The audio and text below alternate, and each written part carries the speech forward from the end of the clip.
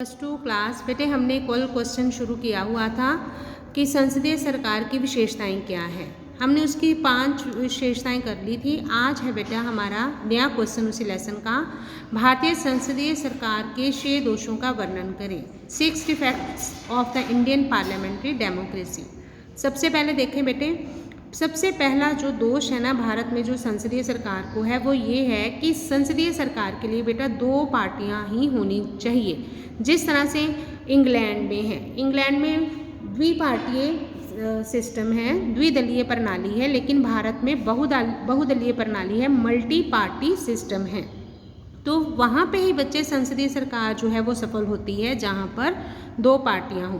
तो सबसे पहला दोष जो है इंडिया में संसदीय सरकार का ये है कि यहाँ पर राजनीतिक दलों की संख्या बहुत अधिक है और जिसके कारण किसी भी जो दल को स्पष्ट बहुमत प्राप्त नहीं हो पाता, क्योंकि बेटा वोटें जो हैं वो डिवाइड हो जाती हैं। जितनी ज़्यादा पार्टियां हैं उतने ही वोटें डिवाइड हो जाती हैं, जिस वजह से ऐसी प्रॉब्लम आती है। सेकंड देखें, इसमें क्या है, संसदीय सरकार का दूसरा बड़ा दोष ये है कि राजनीतिक सत्ता प्राप्त करने के लिए जो राजनीतिक दल होते हैं ना वो आपस में बहुत से समझौते कर लेते हैं, छल कपट करते हैं, एक दूसरे पर कीचड़ उछालते हैं। ये भी जो स्वस्थ परंपराएं होती हैं जो संसदीय सरकार के लिए जरूरी होती है, फिर उनका कोई स्थान नहीं रहता। तीसरा दोष संसदीय सरकार के लिए यही है कि अच्छी परंपराएं होनी चाहिए। अच्छी परंपराओं में जैसे भी स्पीकर निष्पक्ष होना चाहिए, प्रधानमंत्री की पोजीशन बड़ी स्ट्रांग होनी चाहिए, जो राष्ट्रपति है वो केवल नॉमिनल हेड ही ना हो, अपनी पर्सनैलिटी के अकॉर्डिंग वो भी जानकारी प्राप्त करने का अधिकार रखता हो। लेकिन ऐसी जो बातें हैं इंडिया के संसदीय सरकार में नहीं है, ये इंग्लैंड में तो है, जिस वजह से भारत में संसदीय सरकार उतनी सफलता से काम नहीं कर पा रही है।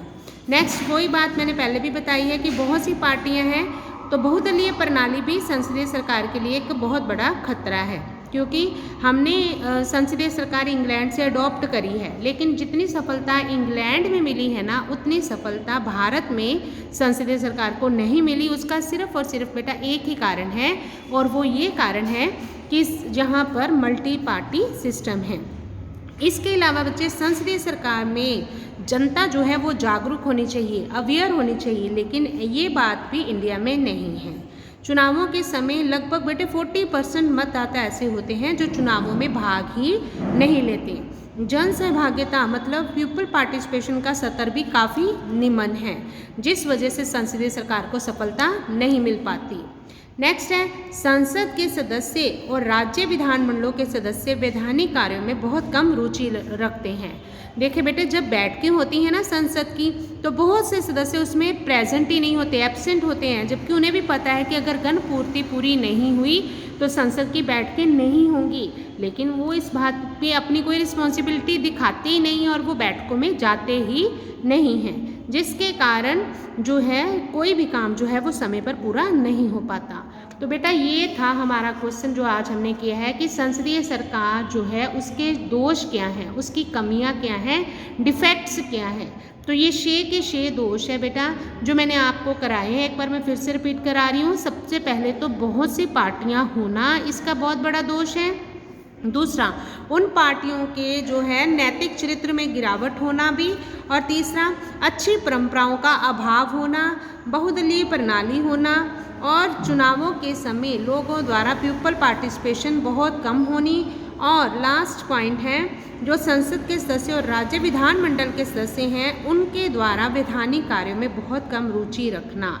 ये सारे के सारे जो हैं मैंने आपको बताए हैं, ये दोष हैं संसदीय सरकार के। ठीक है बेटा, एक बार मैं फिर से रिपीट कर रही हूँ। संसदीय सरकार वो सरकार होती है जिसमें कार्यपालिका और विधानपालिका में गहरा संबंध होता है, और ये सरकार वहाँ पर सफल होती है जहाँ पर 2 पार्टियाँ हों। भारत में उतनी सफलता से काम ना करने का सबसे बड़ा कारण जो है, एक तो जनता का जागरूक ना होना, दूसरा मल्टी पार्टी सिस्टम होना है।